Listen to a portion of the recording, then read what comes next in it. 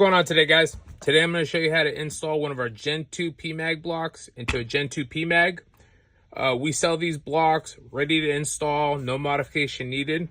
What you're going to do, take a punch in the Magpul retaining plate, remove the floor plate, okay, slowly decrease the pressure off the spring, take your factory Magpul retaining plate, set it aside, you won't need it for this block.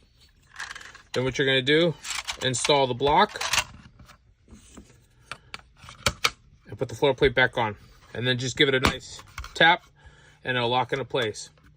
That block is not going anywhere. What you can do to make it compliant to your whatever state standards you're at, put a little bit of epoxy into here, put it together, and let it sit overnight to cure. And that's all you need to do. If you have any questions, reach out to us at magblocks@gmail.com.